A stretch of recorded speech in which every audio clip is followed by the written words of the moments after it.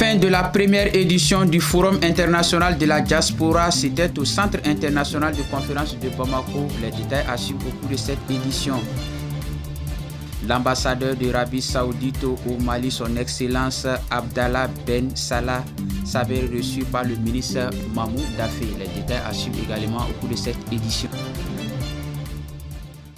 C'était là les titres. Bonjour, bonsoir mesdames et messieurs, selon l'endroit où vous êtes, content pour moi de vous retrouver. Nous sommes mardi 22 juillet 2025. Bienvenue à cette session d'information.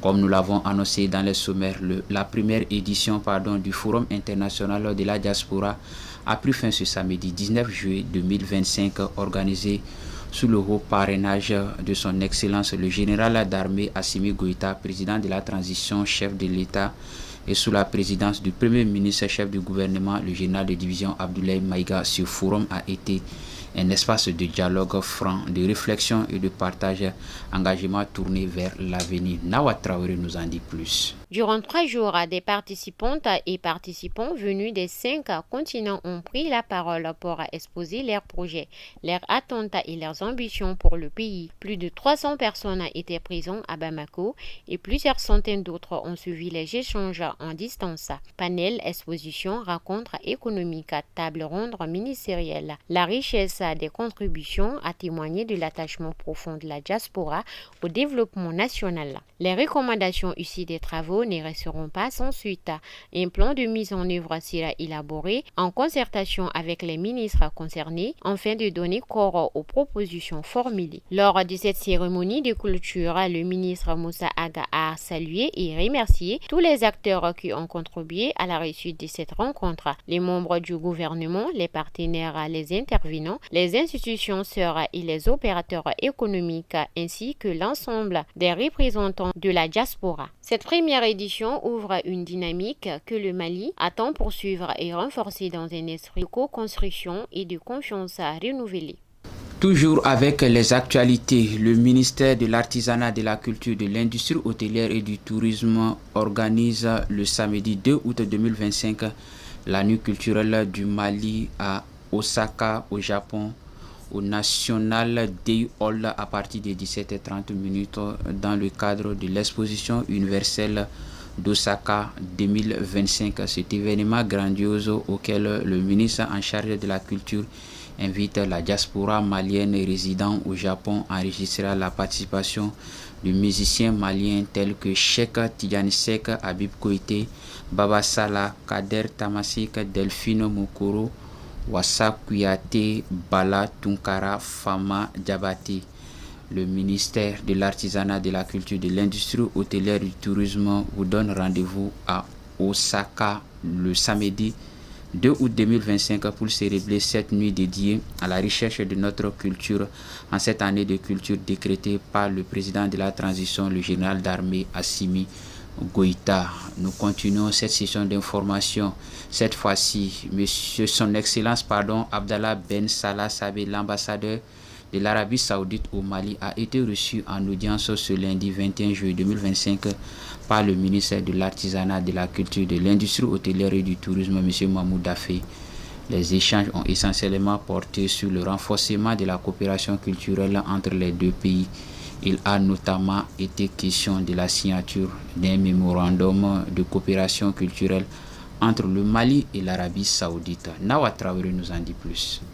L'ambassadeur a salué la richesse exceptionnelle du patrimoine malien, l'un des plus impressionnants du continent africain. Il a aussi exprimé son souhait de voir le Mali participer à la Riyadh Session, un événement culturel organisé chaque année en Arabie Saoudite. Le ministre a pour sa part rappelé que Tombouctou, ville emblématique de l'histoire et de la culture, accueillera la prochaine biennale artistique et culturelle du Mali. Cette année, décrétée comme celle de la culture par son Excellence le général d'armée Assimi Goïta, président de la transition, une occasion idéale pour l'ambassadeur d'aller découvrir cette cité légendaire, une invitation acceptée par le diplomate saoudien. Le ministre Daffé a remercié son hôte du jour qu'il a rassuré de l'engagement du Mali à renforcer davantage ses partenariats culturels avec les pays du Moyen-Orient, avec lesquels il est uni par une passion commune pour la culture.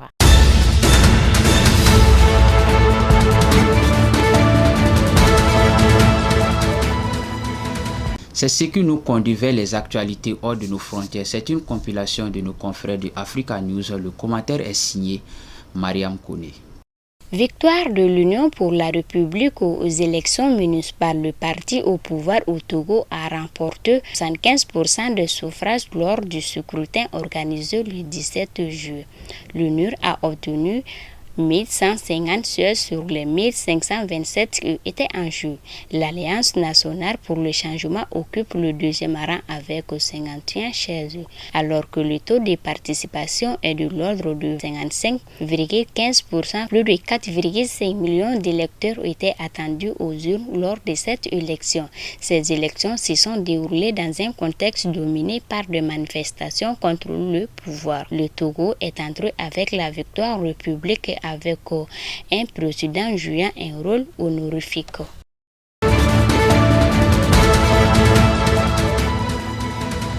Depuis avril 2023, au Soudan, interprète à la guerre que opposent les paramilitaires du général Hamdan Daglo à l'armée dirigée par le général Al-Burhan. Le conflit a provoqué l'exode massif des populations.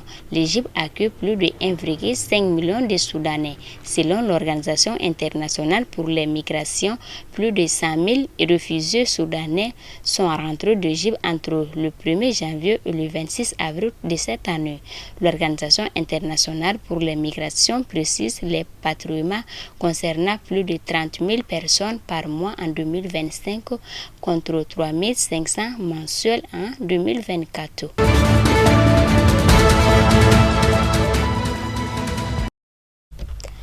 Une ville de la banlieue de Lombre a été secouée par des manifestants qui sont descendus dans un hôtel hébergeant dans les demandeurs d'asile pour la deuxième fois en 4 jours dans la nuit de dimanche à lundi dans un contexte de colère à l'égard des migrants accusés d'agression sexuelle.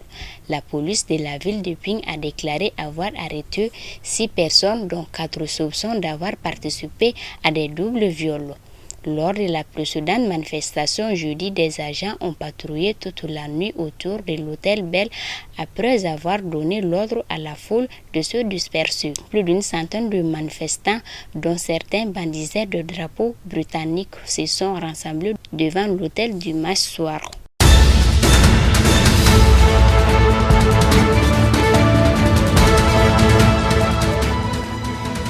Ainsi s'achève cette session d'information. Content pour moi de l'avoir présenté.